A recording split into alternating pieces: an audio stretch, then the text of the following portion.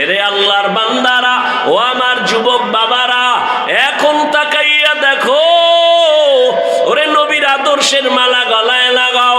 তোমার মতো যুবক একটু তাকায়া দেখো, স্কুলে পড়ে, কলেজে পড়ে, চাকরি করে, ব্যবসা করে, সত্য কথার সাক্ষী দাও, 5 ওয়াক্ত নামাজি আসেনি? তাহলে তুমি পারো না কেন? তোমার কপাল বুঝি পুড়িয়া যাইতেছে। কার বরদোয়া তুমি লাগাইছো রে বাবা? তোমার মতো যুবক রাস্তায় গাড়ি চালায়, জীবনে মাদ্রাসায় পড়ে নাই, 5 বেলার নামাজ পড়ে, বলো তুমি কেন পারো না? তোমার মতো যুবক র্যাব, আর্মি, পুলিশ, বিডিআর এর চাকরি করে, OC, DC SP, doctor, professor, engineer, 5 বেলার নামাজ পড়ে, বলো তুমি কেন পারো না? তোমার মতো যুবক নদীর মধ্যে মাছ ধরে, কৃষি কাজ করে, নামাজ ছাড়ে না, বলো তুমি কেন পারবা না? এখনো সময় আছে, তওবা করো। ঢাকা কলেজে যাও, জাহাঙ্গীরনগরে যাও, সিলেট ভার্সিটির গোড়ায় যাও, দেখবা বহু স্টুডেন্ট ক্লাস করে, মাথায় পাগড়ি লাগানো, দাড়ি অনেক বড়, জামা অনেক বড়, পেছন দিক থেকে তাকাইলে মনে হয় মসজিদের কোনো খতিব। ওই যুবক, তুমি কোন মসজিদে জুমা পড়াও? আস্তাগফিরুল্লাহ, আমি তো ভালো করে আরবি পারি না। তা তোমার এই হালাত কেন? কয় মা বাবার দোয়া আর উলামায়ে আহলে হকের নেক নজর লাগাইয়া। আমি কলেজে ক্লাস করি, আমি পাগড়ি খুলি না। আমি কলেজে ক্লাস করি, দাড়ি কাটি না। আমি কলেজে ক্লাস করি, জামা খুলি না। আমি কলেজে ক্লাস করি, 5 বেলার নামাজ আমি ছাড়ি না। ও যুবক বাবারা, আপনারা কেন পারবেন না? ও পর্দার আড়ালের আম্মা জান, সন্তানদের যত কথা শুনাইলাম, আপনাদের দোয়া আর চেষ্টা না থাকলে হবে না। কারণ গাছ ভালো হলে ফল ভালো হবে। এই দুনিয়ায় যত ভালো ভালো সন্তান আছে, মায়ের অবদানের কারণে। এরে আম্মা জান, এই কারণেই তো আপনাদের অনেক সম্মান। আপনারা নবীদের মায়ের মতো দামি মা, আপনারা সাহাবায়ে কেরামদের মায়ের মতো মা, আপনারা আলেম হাফেজে কোরআনের মায়ের মতো মা। এরে আম্মা জানেরা, আপনাদের এত সম্মান।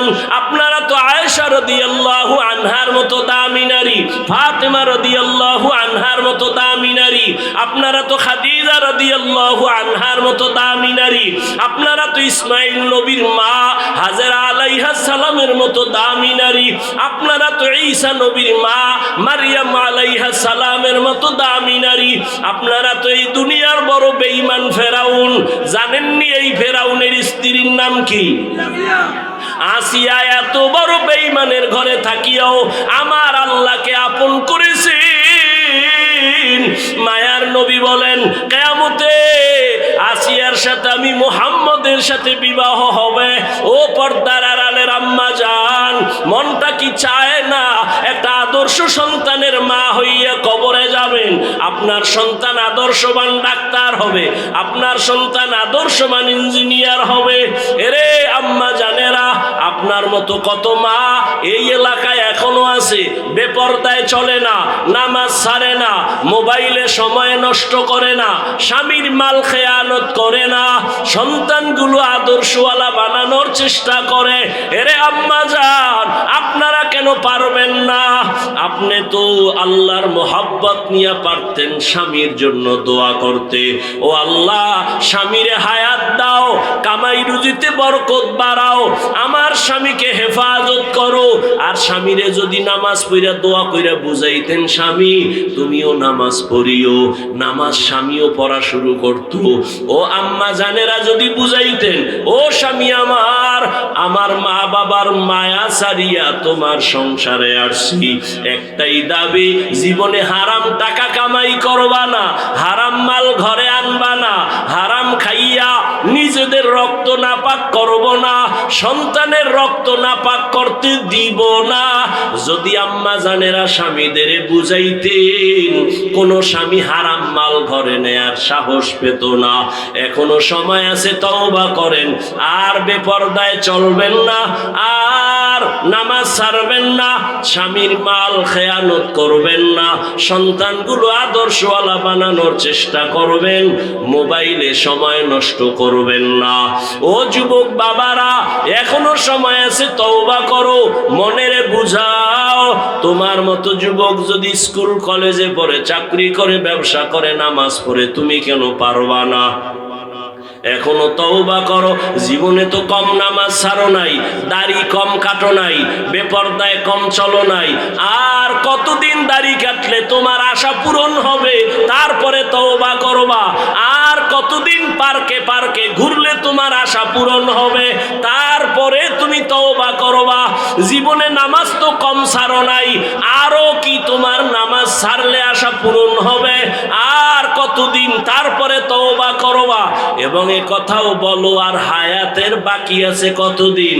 করোনার ভেতরে যুবকের লাশ, এই ছাত্র জনতার বৈষম্য বিরোধী আন্দোলনে যুবকের লাশ, পানির নিচে যুবকের লাশ, গাড়ির নিচে যুবকের লাশ, ঘুমের বিছানায় যুবকের লাশ। ও আল্লাহর বান্দারা, কয়দিন আর হায়াত পাইবা? এখনো সময় আছে, তওবা করে নাও। ওমরের মতো যদি কপাল খুলিয়া যায়, আল্লাহর কাছে মনে মনে তওবা করো, হে মালিক, মরিয়া গেলেও যাব, আর নামাজ ছাড়বো না, দাড়ি কাটবো না, বেপরদায় চলবো না, মা বাবার বরদোয়া নিব না, মা বাবার দোয়া নিয়া, শিক্ষকের দোয়া নিয়া, ওলামায়ে কেরামের পরামর্শ নিয়া নবীজির তরিকা মেনে চলবো। তওবা করার মতো যদি অন্তর তৈরি হয়, মুনাফিকি যদি না থাকে, খাঁটি তওবার নিয়তে দুটো হাত আমার আল্লাহকে দেখাইয়া দাও। আয় আল্লাহ, হাতগুলো কবুল করে নেন, তওবা কবুল করে নেন। তওবার উপরে মজবুত হইয়া চলার মতো তৌফিক দান করেন। আপনার ভয় তাকওয়া নিয়া খাঁটি মুসলমান হওয়ার তৌফিক দান করেন।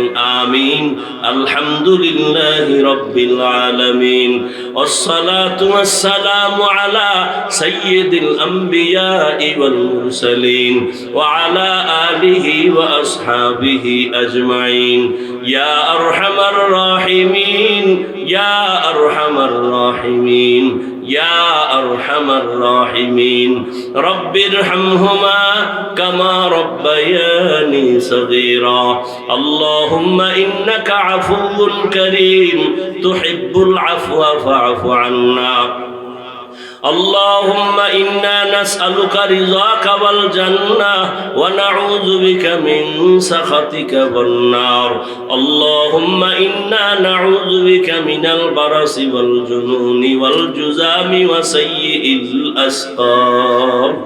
يا الله মাহফিল কবুল করে নেন, আয়োজনকারীদের কবুল করে নেন, দান সৎকারীদের কবুল করে নেন, এলাকায় শান্তি দান করেন, ব্যবসা চাকরি ওয়ালাদের বরকত বাড়ায় দেন, মা বোনদের পর্দাওয়ালা আবেদা বানায় দেন, সন্তানগুলো নেককার বানায় দেন।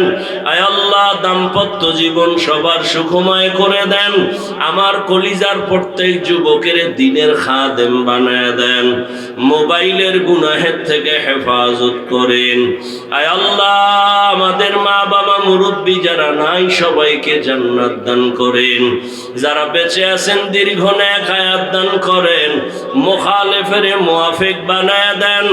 জাহিরি বাতিনি দুশ্মনের মোকাবেলায় বিজয় দান করেন। উলামা তোলাবা উম্মতের অন্তরে ইজ্জত মুহাব্বত রউব বাড়ায় দেন। ইলম ও হিলম ও হিকমত আমলে বরকত বাড়ায় দেন।